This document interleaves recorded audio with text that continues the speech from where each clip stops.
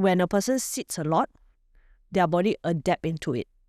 So when they have bad posture and they cannot get out from the bad posture, they will carry this bad posture towards the activity that they do. And when they do it with that bad posture, over time it leads up to injury.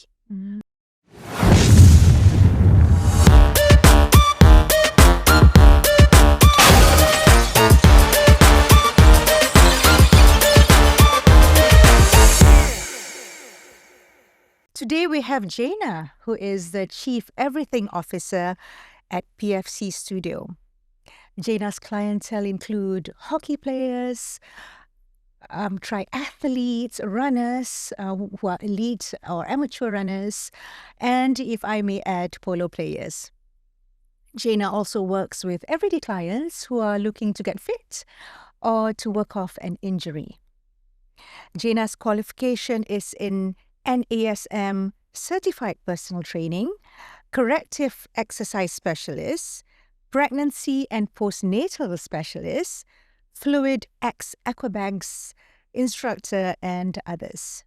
Welcome to Ask the Boss, Jayna. Thank you for inviting, Datin. Yeah, and let's start off with a general question. When it comes to exercising, what is the most common misconception by a lot of people out there? The most common misconception, I think, is like the no pain, no gain thing. Like, would you agree with that? No pain, no gain. Okay. Yeah. So it's basically someone trying to work out and trying to work themselves out until they feel that soreness, crawling out of the gym and feel like, okay, this is a successful training session. But in fact, it's not. The fact that you are so sore is indicating something that you're overworking or over-exhausted your body itself. But in general, what we want to really know in our practice is that you want to know, K-N-O-W, know the pain, then you can know what is there to gain. So this is some big word that we always use in our instructor course or in our certified personal trainer courses. We want to make sure that trainers understand like what is the main cause of pain, then you know how to help this person gain the strength of it. Yeah, that will be one of the main conception. I would say that in exercising, of course, it's not just no pain, no gain. And the other context will be exercising should be something that is very aggressive. But by right, we also experience certain things that we work on is actually does not need to be that aggressive. In fact, that the effectiveness of it is what you do to make sure the movement is correct in that sense. That's the most important part. That's what I think. Right. So you're saying that after an exercise session, you do not necessarily have to have soreness in your muscles in order to have the benefit of that exercise. Correct. Yeah. And when you say you have to know the pain in order to work at it, what do you mean by that? So in that context, it's like if someone coming to us as a personal trainer, having some injury or having some certain soreness, pain-related stuff, we want to know what is the cause of pain first. Is there anything that is disturbing the movement and cause more pain instead? Whereas if you know there's a problem, we are here to help you to kind of like ease that off first before learning how to move better, learning how to, or strengthening that particular part. And the other way is that, like what we mentioned earlier, if you want to work out until so sore, the next day will we be able to function as our normal routine? So that is something that we always want to tell people that soreness does not indicate it's a good session.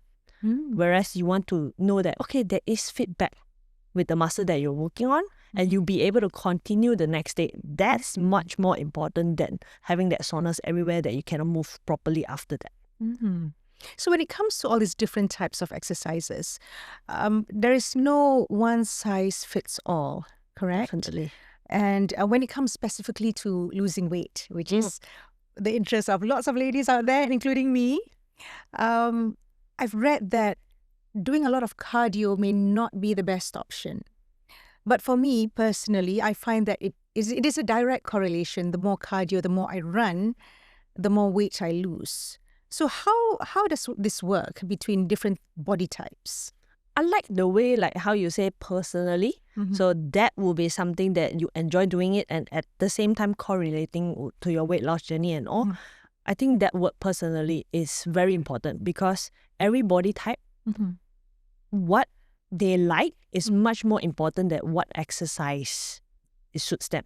For example, running. If some people run and suffer through the process, do you think they enjoy doing it, or do you think the benefit of losing weight will come in? No. Yeah, definitely. Yeah. So instead, I would always encourage my friends, the people that work with me, to explore different exercises until you find the one that you really enjoy doing it a lot. Then you will do more. The consistency will be there. Then the weight loss process will come in. That's what I see. And like what you say, there's no one size, one thing fits all, or there's no one particular exercise that fits all. Most important part is that you find something that you enjoy doing it a lot. Then it will come in. Right. So what is the balance between cardio and strength? Because I read that you need to do some cardio for longevity and strength for the quality of life. So what is it? What is the balance? Is it 50-50? Or what is the right I think the amount? balance comes in when it comes to like how you want to manage it. So if I was to say 50-50, is very hard to indicate like what is 50%. So a balance of both definitely is great in terms of your functionality of movement. You have strength to do stuff, and then you have the stamina to continue doing things. It comes hand in hand. So if one person only does cardio, when it comes to things that needed the strength, do you think they can efficiently do the thing that with the amount of strength? Maybe not. Whereas with people that only train for strength, maybe their cardio is not as good as the one that does both. So what I want to say is that combine both. Combine both will be best, because when it comes to you having good stamina, means that the chance of you doing some strength work is there. Where you have strength, you have the strength to want to do some cardio. It comes hand in hand. It can't be like there's a ratio of balance, or one is better than another. And again, do the one that you enjoy doing it. Because I must say for myself, I've always loved running, because especially you put some music on and you enjoy. I personally enjoy it a lot. But I realized that strength is really important, because I was traveling with my daughter and lifting the bags off the carousel, and I realized that she could lift more bags than me, because she's been doing a lot of strength exercises. It helps that she's much younger as well. But that's when I realized, oh my goodness, Sarina, you really need to have some strength and build more muscles. And it also feel good if you can do it on your own, but not just like depending on someone that, oh, I need your help to do this. Or let's say along the day you travel, if you don't have that cardio comes in, you probably will feel very tired. Walking around the city is like, oh, can we have a coffee time just to rest? So it comes hand in hand. The best balance will be do both. Yeah. Let's talk about personal training. For those who do not go to a personal trainer and they're just trying to increase some strength in themselves. Let's say a 50-year-old woman who weighs about 60 kilograms. And she's at home and she's considering lifting some weights, as in, those dumbbells. What would you suggest should be the right way to start off with, and how does she progress from there? That's a very good question for anyone, not just like the age sample that you mentioned. I think to know what is manageable is very important. Now, you can use the rep range to gauge. Normally, we will talk about 8 to 12 reps. If you are holding like 3 kg per se, and you can manage up to 12 reps, that is where you know that, okay, maybe I can go up to 4 kg, and the rep range still maintain at 8 to 12, that will be good. You don't want to carry something that is so heavy, like 8 reps is too difficult to manage, and you are sacrificing all the posture and all. That is something that is too much to carry. So in that sense, it's like you want to be able to manage the weight and having a good posture that is way much more important than the weights. So that's how we gauge it. Yeah, that's important, isn't it? Posture. Yes. Because you wouldn't know your posture unless someone is looking at you. Yeah, so that is the benefit of having a trainer or someone to look at your posture when you're lifting weights. Especially the wrong posture can possibly cause injuries. Definitely. Yeah. Yeah, and injury is technically unavoidable because it's an accident. You won't want to make yourself into that bad position to hold something, but you don't know what is the correct posture. So I think the benefit of having personal trainer is that they can oversee your movement and give you the education and the knowledge of how to monitor yourself. And when you come back to practice on your own, you are conscious in terms of executing the exercise on your own. Yeah, yeah. I find that for me, it's with the, what do you call it? Kettlebell swing. The kettlebell swing. Yeah, looking at people doing it on videos, I thought that it was a movement of the arms when actually it's the movement of the core and the pelvic and the pelvis.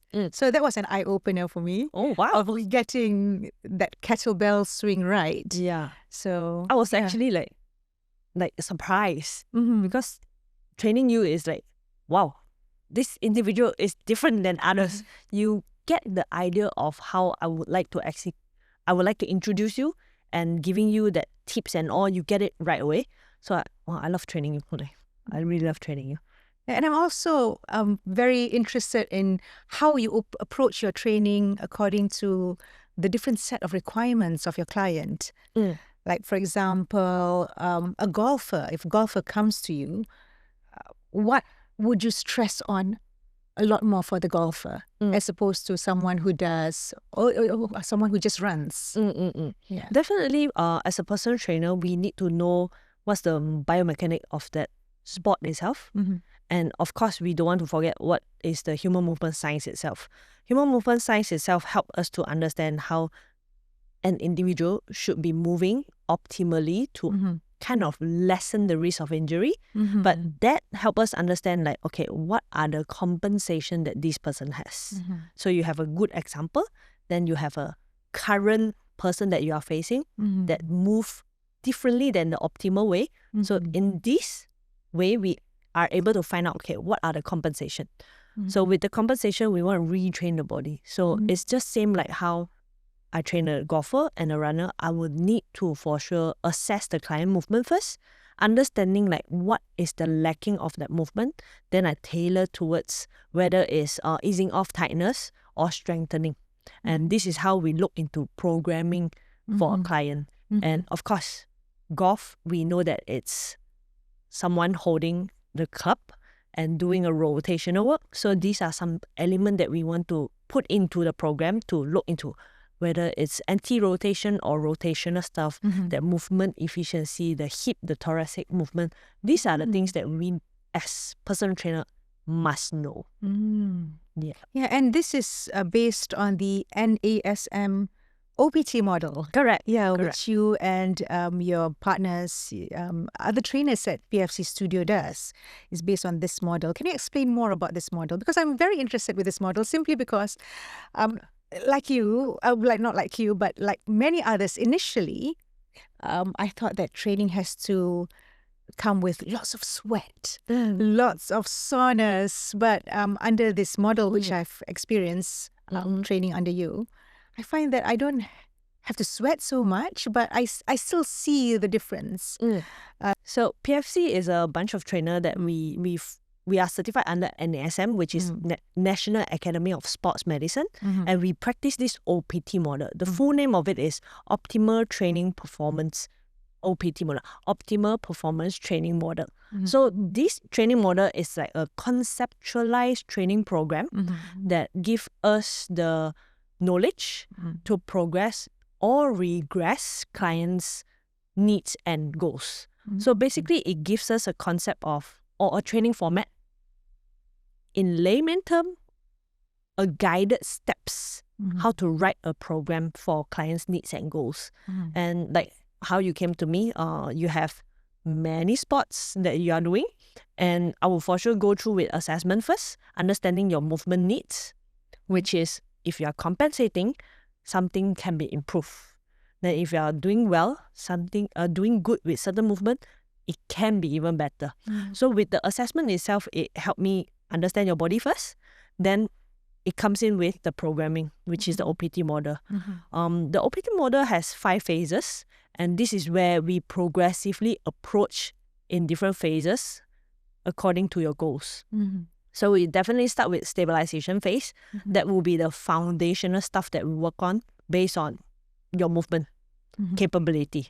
So if let's say you are lacking of stability, this phase is extremely important because that build that solid foundation. And if you have search on website to find out what is NASM OPT model, you see that staircase pyramid format. Stabilization phase is always at the bottom. So with the solid foundation at the bottom, then we are going to be able to have better strength control, moving up to strength endurance. Of course, I know your sports is extreme, or in that sense, I require you to have a lot of power. And power phase is something that we do not want to miss. So with that approach, we know how to build a solid foundation first, then progressively approach towards the goal is needed. Of course, it does not just limit there. From time to time, your goal will switch. And that's where we as personal trainer need to reassess first and then see how we can progressively approach in another cycle of how to make use of the OPT model. Right. Yeah. And when you talk about rotational, I find it interesting because before this, I've never really heard about the fascia. And I was reading this article from a consultant physiotherapist who gave an example of a worker, an office worker who sits at the desk for close to 50 hours a week. But during the weekends, he goes for 10, 15-kilometer runs. So what the results of sitting for 50 hours a week at the desk will cause the muscle and the fascia to tighten up. And during the weekends, when he goes for a run, the tightening of the fascia and the muscles will cause the pelvis to tilt forward. It also limits the thoracic movement when you run, So I was trying it out. I said, I didn't realize that you actually move the thoracic part correct. quite a bit when you run. So that causes the tightening impedes that movement. It causes shorter steps. And what else does it cause? It causes one more thing. Scissoring. It causes the stride to scissor and rotate through their legs. That's a lot. As a result of sitting at the desk. And the body adapts to it. The body initially will adapt to it, but over the long run, it might cause injury. So for a person who works 5 days a week in the office, how does one prevent this kind of injury from happening when they become, very active during the weekend? Yeah, because I know a lot of people, to compensate for all that sitting, they do a lot of running over the weekend because that's the only time they can do it. So how does one overcome all this? So I guess if I want to directly address this manner is to, again, have the knowledge shared around about the importance of moving. You don't need to move an hour a session every day. Whereas you can always move a 15 minutes to 30 minutes. Just move around, stretch your body around. That itself stretch the fascia, hydrates the fascia. So fascia is the slimy tissue that is wrapped around every single muscle that you have, and also the organs itself. So fascia itself affect a lot of things. Like what you say, when a person sits a lot, their body adapt into it.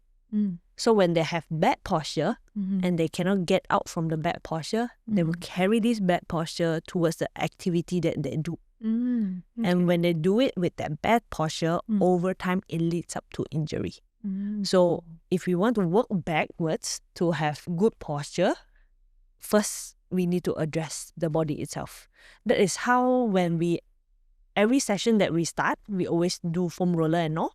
So those are steps that we can introduce to the body so that we rehydrate the body, make sure the fascia is not so tight. Then it influences the bigger muscle. then allowing you to move more, and then slowly move towards the activity that you want to do. It also meant that if you want to hydrate your fascia, it's not just like it's a combination of everything. Your hydration, one thing, and also introducing exercises.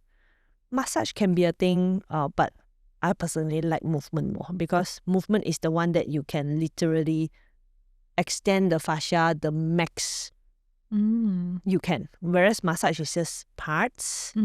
So movement will be something that I will introduce. And you mentioned foam rolling. That was something very new to me as well. So what are the benefits of foam rolling before going into a workout? So we mentioned fascia. So foam rolling is a technique where you roll on a foam. It can be a softer surface, it can be a more solid surface. Basically, you are pressing your skin or your muscles and rehydrating the muscle itself. So we heard a lot about warming up. It's very important for any sports or any activity. But how often do people really warm up their body before getting into the sports? It's like straight jump in or a slight jog. The slight jog is to warm up the body temperature, but foam rolling can do the same thing. Where we want to foam roll, press, if you can see, if I press my muscle and release, you can see the color differences there. So when I restrict and let go, oxygenated blood will flush through the fascia or the muscle itself. This is where the muscle rehydrates. So when your muscle is rehydrated, means that blood is flowing, circulating. Then of course, hydration is important. That is where your body temperature raises up a bit to get that warm up effect. So that is the steps to get your body ready or to get your muscle ready for movement. So it is always important for us to start our client with foam rolling first before stretches. Not even stretch first, foam rolling first. Right. So you mentioned pressing. So if I'm sitting at the desk and I just want to activate my body and get more oxygen just for the sake of it. So will it help if I was just sitting and just pressing my arm and my legs? Will it cause the oxygen to actually travel more towards? I would say yes. Muscles? I don't restrict or I don't limit the potential of how you want to hydrate your body. Yes, all this definitely. It actually also warm yourself up a bit. When you are cold, you technically do this. These are the ways that how we want to send some temperature towards the body, or let's say rehydrating the muscle a bit. So like what you say, the office people, how do I don't get to foam roll in the office, or I don't get to have like massage device to massage myself. That is where breathing is also something that you can introduce to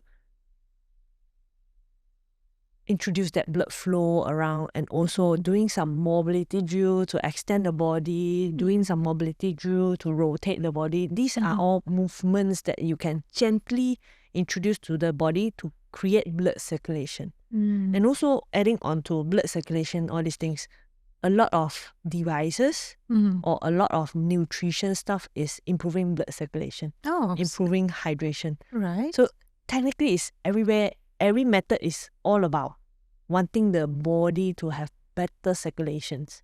So why not foam rolling? Right. Yeah. And you mentioned that foam rolling, you mentioned to me before, that foam rolling is the poor man's massage. Yes, exactly. Yeah, you can just do it anyway. You don't have to go to a spa to get a massage done, or you don't have to get anyone else to do it for you. You can just do it on your own. Correct. As simple as a cylinder type of roller. Some people buy PVC. Okay. But that's a little bit painful because it's very hard. So like how you remember the word, the poor man's tool to massage, poor man's massage tool. Exactly. It's the lowest cost for you to have muscle being massaged. So instead of you paying other people to massage every part of the body, right? In actual, if you practice foam rolling a lot, you actually also position yourself into some position that require your core to move. So it's a win-win situation as well. So when it comes to, let's go back to strength. Yeah, how important is strength? Of course, it helps you with your everyday life. And you start losing muscles as you age. Is there like a threshold as to how much muscles you lose and how much you're able to gain? Like, for example, at 50 years old or at 60 years old. I know you train a 70-year-old and who's very fit. Yeah. So how long does it take to rebuild your muscles, assuming that one has been sedentary for throughout their working life, say up to 55? Then after that, they want to start rebuilding their muscles. So the keyword is, you mentioning sedentary. So if you are sedentary, it will be challenging, but it's not achievable. So definitely it will have a challenge in terms of, wanting to be even not 50 years old, 30 years old. If you are sedentary most of your time, suddenly you want to introduce movement, it will be difficult. And it takes some time to adapt, then muscle will then be able to gain. Like you mentioned, 50 years old, if you want to introduce someone at that age to gain muscle, we need a little bit extra time. But it's not something that is not achievable. It's definitely achievable, but the way how you introduce to this person slowly and at the same time making sure that they have the correct feedback. Because the last thing you want is actually they just do whatever exercise that you introduce and then actually hurting their joints. So for that age, muscle density definitely is lesser than the younger ones because generally you start losing muscle at the age of 30 years old. It's early. But if you are sedentary. So for people that are reaching 50, 60, 70, if they want to train right now, I would say it's never too late, but it's more like creating having the awareness to wanting to move is much appreciated. And like you mentioned, I have a 70 years old client. At first, I was like, how am I going to do this? But in fact, when the person enjoy doing it, they chase for more. And they will tell you that, at home, I try to do this. I feel my quads and I feel my core. So these are something that is making me like enjoy my job the most because they are willingly to do something that provide them good feedback of the muscle. And the most important part and the most amazing part is that when they go for body checkup, the bone density improve. So that is something that, sometimes it's very hard for you to say that, it for sure will work. But over time, when they have body checkup, the result shows you that it works. So not just bone density, but muscle density as well. Of course, the jump might not be like, extreme, but at least there is improvement. So it's never too late. So exercising increases muscle density and bone density. What about the joints? Because I find that, my mother, my late mother, and a lot of her friends, as they approach 50 and above, they have problems with their joints. So I don't know, is that because of lack of exercise or is it food? It's usually their joints. They find it difficult to climb the stairs. Yeah, correct. Yeah. So the body is very smart to adapt. So when we have not enough strength or like we don't feel strong enough, then we'll be using our joint to move more, creating momentum and all just to move. That is where joint aches comes in. Right. So not enough muscles, so the body automatically uses the joints more. I didn't know that. Okay. It's a form of compensating. The body is super smart to compensate. So which is why we want to introduce the correct movement is so important, because if bad posture and bad movement is so easily adapt, the same goes to the good stuff. So do more correct stuff, do more posture correction, then the awareness it comes in, then you are able to maintain better posture. Now what you mentioned, the elderly or the older adults will feel more at the joint because of losing muscle or losing the awareness of feeling the muscle. This is where pain comes in. I would say it does not just happen to older adults. Sometimes when you are just stuck in your desk, then suddenly something urgent comes in and you just turn your body and move away. That is where, pains comes in. So accident happen just like this. You won't know when your muscle be able to sustain all movement, but your muscle, if your muscle is functioning well, that is where you can lessen the risk of injury. So the key is in the muscles. Yeah. Yeah. And when we talk about muscle strength, especially leg muscles, I've read that the stronger your legs are, the longer you live. Is that necessarily correct? Okay. I think I've been asked with the same question a year ago, roughly. I would say this is a cheeky question. Okay. Because when someone is having a lot of muscle at the leg, which indicating this person is doing a lot of activity or strength work towards the leg, means this person is having good amount of exercises. So when you have good amount of exercises, you have good muscles, high blood circulation is good, means you have longer lifespans per se. So it's a cheeky question, but it kind of also encourage people to move the legs more. Means you need to bring yourself to work out more, to have more activities, to have more exercises. That's how I see it. Right. And they say that the calf muscles are actually your second heart. Oh, okay. So I would say generally every muscle meant very importantly, not just the calf or quads and all. Generally is like how I like to have our training barefoot is always because we want to introduce the foot movement. We are so restricted by wearing shoes all the time, and this manner will kind of like restrict the ankle. And when your ankle is restricted, your calf is going to be restricted, then it will be smaller or not growing in that sense. That is where the second heart, because like if you have weak calf means that you are unable to do more activity. So it's kind of correlated with the question earlier. So if your leg muscle indicating that you can do more work and all. So I like training barefoot because my foot is the one that is managing my balance and all. Providing me the feedback of how I should move my foot and all. So these are the benefit of training barefoot. Yeah. Would you say that Asians have an advantage on this because we walk barefoot in the house? We walk more in barefoot than, say, the Westerners. I find it like it's debatable because some Western people, they also wear like go barefoot and they are able to do the Asian squat as well. So I think generally is barefoot be able to help you to gain a lot of foot function and that contributes towards like the whole body because being able to move your ankle well allow you to have the range to move well and to squat well and your body is designed to move.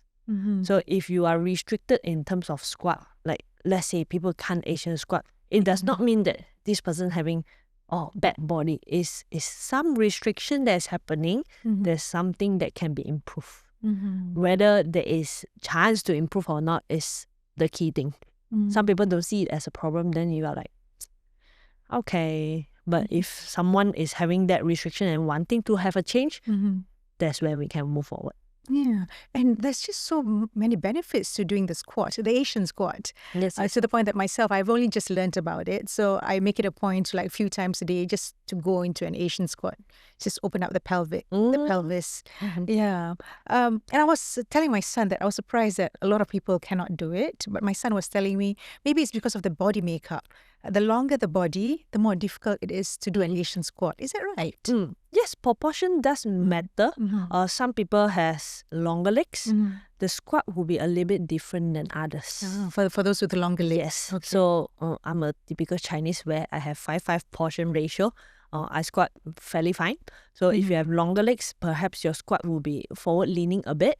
Longer legs, forward leaning. Okay. Yeah. So but again, full range of leg means that you can fold your leg all the way in. So it depends on your proportion. Some people having like longer torso, then their squat look a little bit different also. So most importantly is having the full hip range. Because if I want to achieve that, I can do a lying version as well. Just fold my leg up all the way. Or I can do a plank version, squat all the way, hinge all the way in.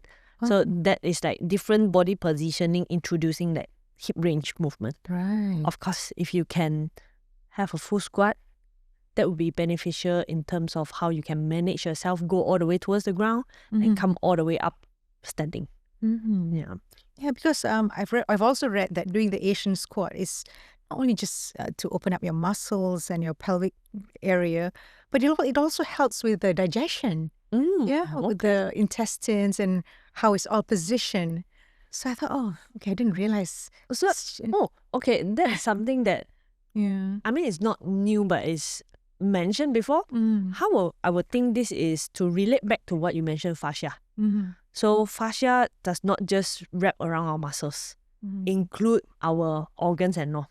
So for you be able to have full range of whether it's extension or squatting down or turning and all. So you are doing every movement possible to move. And at the same time, your fascia is the one that is allowing it to move. And that's where your organs being to move around. And it helps on digestive. Or let's say, this is what I recommend when some client having some constipation issue, I will make them to do a bit of circling or moving the torso to have a bit of movement at the bowel. And it helps. So sometimes if I have issue, then I'll be sitting in the toilet doing this, breathing, moving around. It definitely helps. So by just introducing external movement, it helps internally as well. So overall, exercise is important. Yeah. It's imperative actually to exercise and to make sure you have enough of it. So what is enough? How many times a week? That's a good question. It depends on individual. Some individual can really work out every day and wake up fresh every day. That will be great. With that said, is that the intensity they work on is nice for them to sustain whole day and continue the next day. I think the good amount will be you working out and be able to function the next day. That would be the best. Because some people might feel like 7 days time, I want my weekend to be free. I don't want to work out. And during my 5 days office day, I want to only do 1 time or 2 days exercise. Then because I only do 2 days only, I won't whack the exercise. I want to do like aggressively, but the next day cannot move. Then there's not a good ratio at all. I guess exercising is allowing the body to adapt to certain stress, but at the same time be able to gain the benefit of it. Then being able to move the next day, continue with the routine without having some discomfort. That will be great. So there's no solid answer for what's the best ratio, but to make sure that you have the movement training in, and at the same time be able to function whatever that you want to do throughout the day. Yeah. Like I like to run, but I find that if I were to run on the treadmill, say 10 kilometers, I'll just be tired for the rest of the day. I can't. So for me, the optimum is 5. So I can't do 10. Yeah. That answer itself already give you an idea of okay, how your body be able to adapt and how your body prefer. I wouldn't say that you can't do 10 km, but perhaps moving from 5 to 6, 6 to 7, and then accordingly towards 10. So that will be something that you can look forward to if you want to do a 10 km.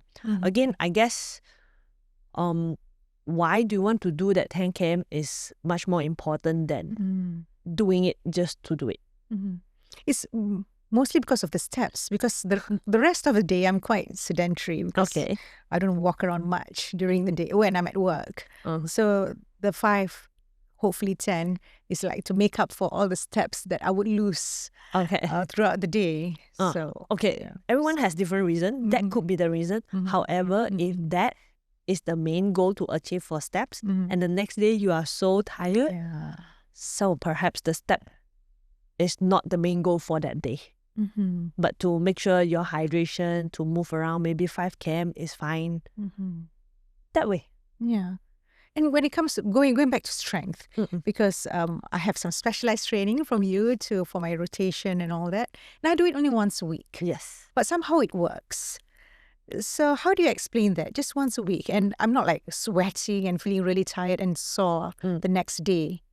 So it goes back to what you were saying earlier, that you don't have to have that pain in order to gain. Yes, correct. Yeah, so which is a common misconception. Yeah. So sometimes I also feel like if one session a week is enough or not. Sometimes I also feel like if you can have 2 sessions, that would be the best minimum.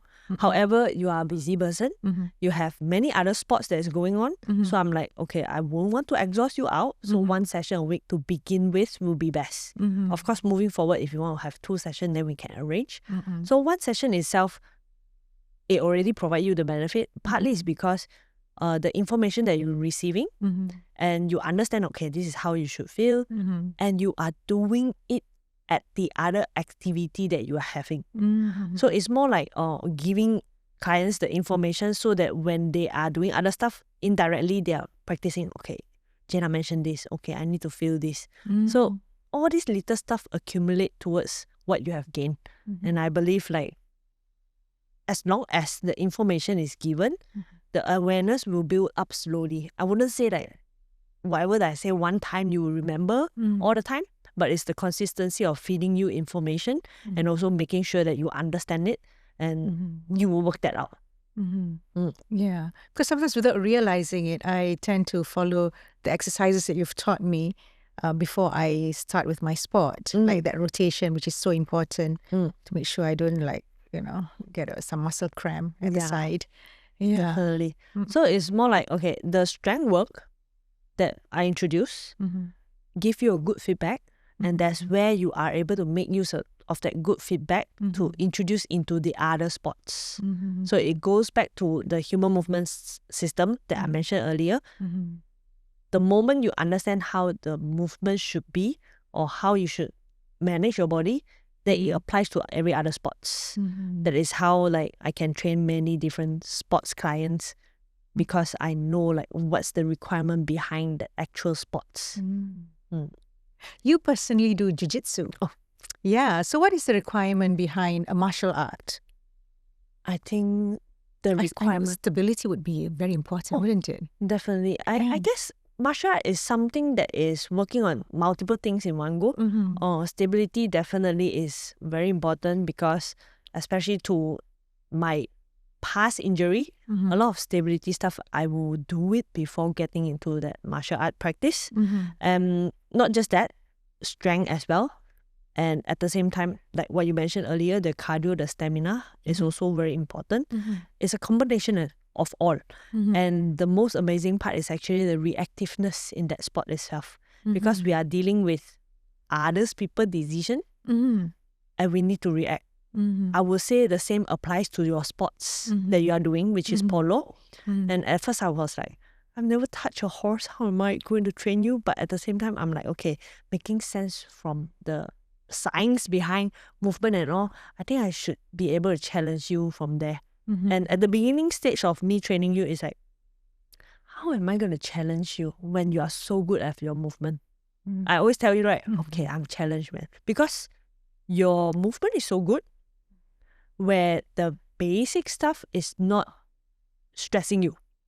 What I mean stressing is that I want to push that threshold so that you are adapting to a higher level of adaptation.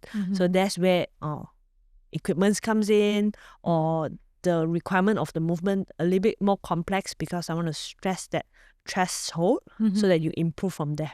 So it's because of that you'll be able to gain the strength or stability from there. Definitely understanding certain sports give me an idea of being creative in terms of how do I train myself to gain stability, strength and power per se. So these are the things that I always look into. And one of the aspects of your training is the explosive movements. I find it particularly interesting when you ask me to throw that ball onto the walls, onto the walls, so up to the point that the neighbor will complain. So I find that very interesting. So this explosive movement, what is it for actually? So when it comes to explosive movement, it definitely built up from stability work towards strength and then towards execution of power motion. So being able to execute an explosive movement means that your body is having that stability to control your movement. So it definitely takes some time to build up to there, and to be able to control that movement without getting injured is ultimately what we want. We don't want to control, but at the same time, you yourself cannot control your body.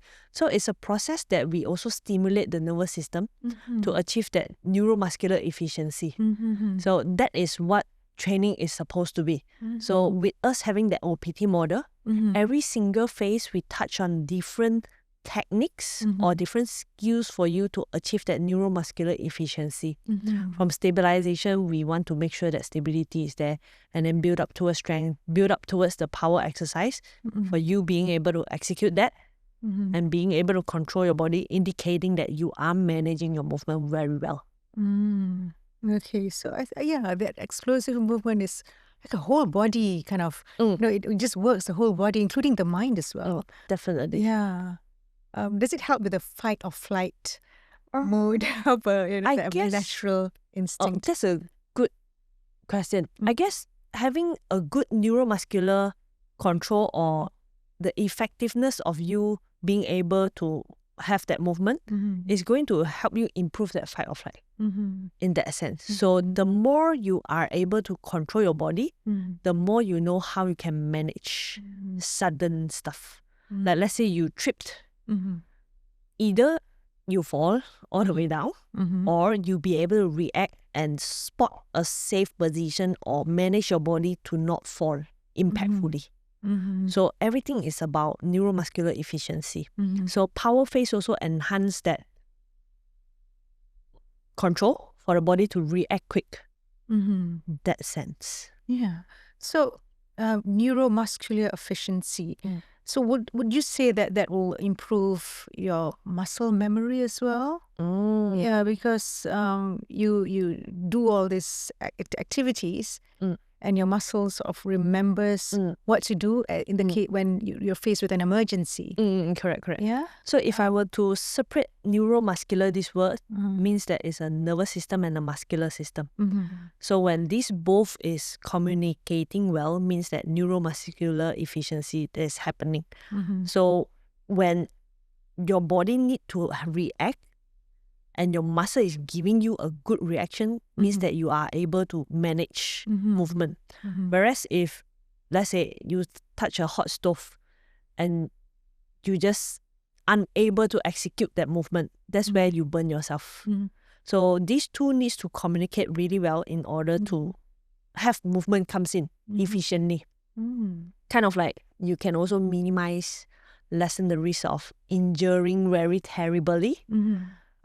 Again, I wouldn't say it's preventive or it's able to avoid. Injury happens for a reason. But again, if you are injured but with good neuromuscular, perhaps your recovery will be better also. So that helps you in terms of like managing everything.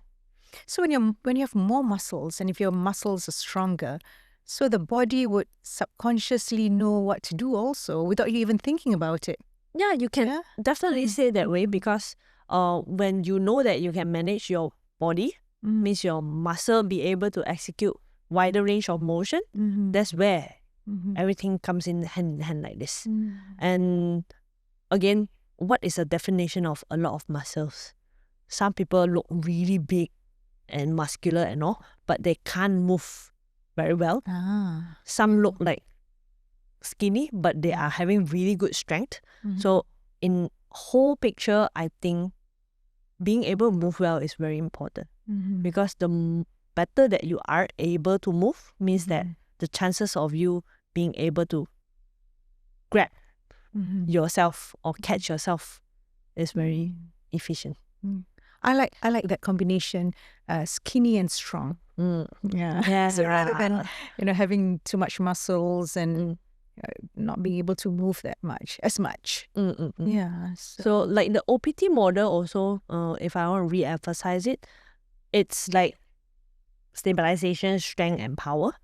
So if one person is having a lot of strength training, only the strength training, like what I mentioned just now, this person can't move effectively or cannot move to a certain range because they are restricted with the amount of muscle that they have, means they are lacking of something. And with that size, do you think they can speed up the movement? They have the speed of moving quick. Not necessary when one person is that big.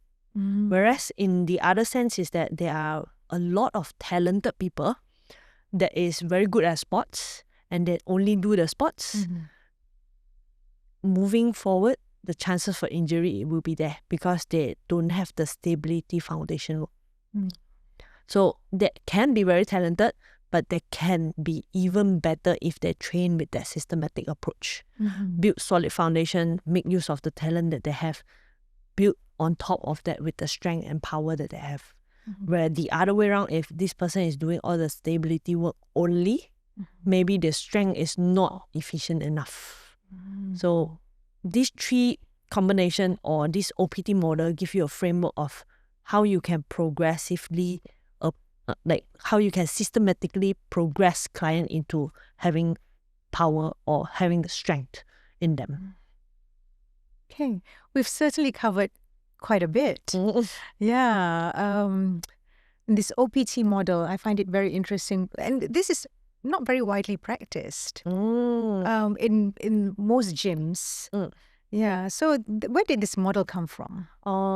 This is a American program. Okay. Or it's NASM is based at America. But it's a certification that allows anyone that wanting to be having this education to take in the program to execute it. I think it's a general, or let me put it in that terms, like it's always good to have a guided method. It's just like how you cook. If you don't have the steps, how to start? Yeah. So if there is steps, the most important part is whether you want to follow or not. Of course, it does not just limit to NASM OPT model. There is many other school of thoughts. Ultimately, all of us here is to provide someone or the people to understand that, okay, there's this format to follow in guided position so that you can write a program to provide your client in a safe and effective manner. So that's the most important part. And when there is guided, just follow because it kind of eliminate your guesswork. Like how I mentioned earlier, we always do assessment first because with that assessment, it helps us understand your body needs. Your goal is important still, but what your body needs is much more important than the goal.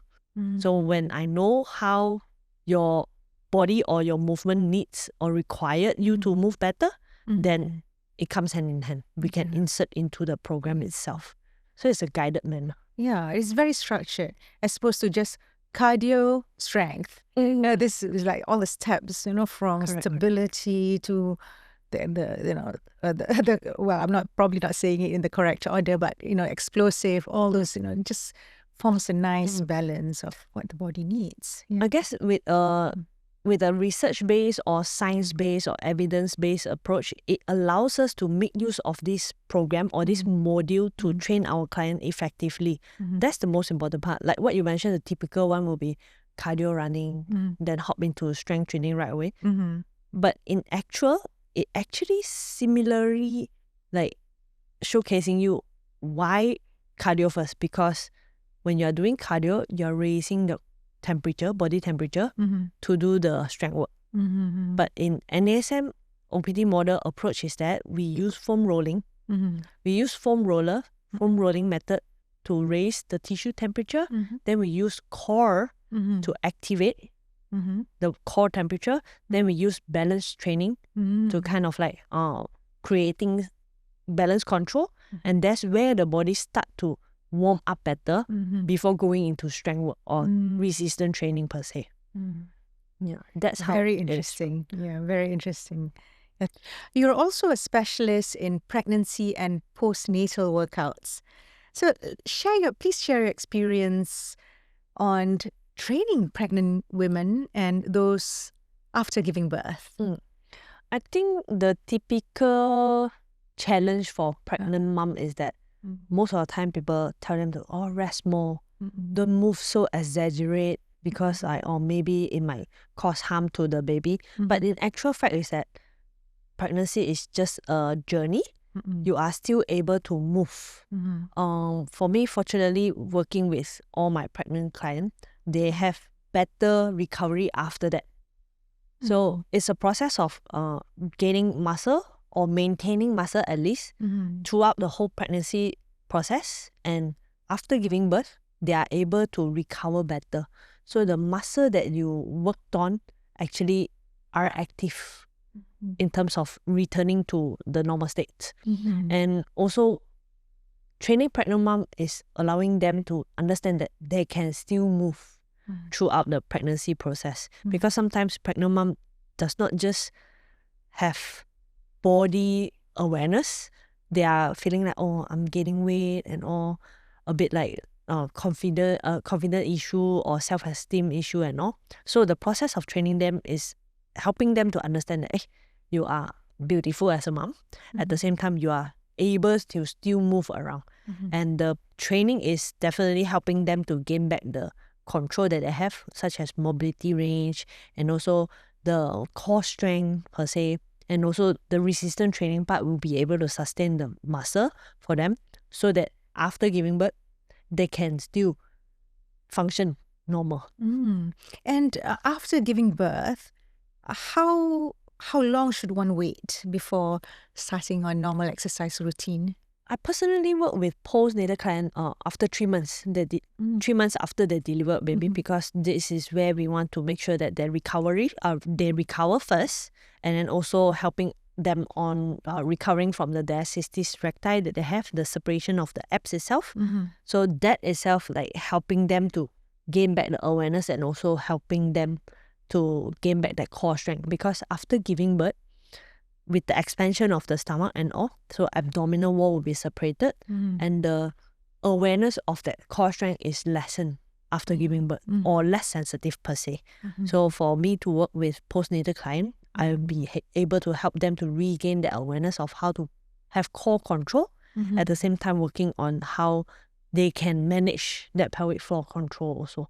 Thank you so much, Jayna, for spending your time with Ask the Boss today and concluding our wellness series. Thank you very much. Yeah, and I hope maybe we have a second wellness series and we can talk more about what you do and we delve deeper into this OPT model, which I find very interesting. And Definitely. yeah, it is quite groundbreaking, I would say, because coming from someone who knows a little bit about exercise, maybe not much, because previously I was less like cardio strength. And now comes all these other elements that really helps with the movement of a sports person and those in everyday life as well.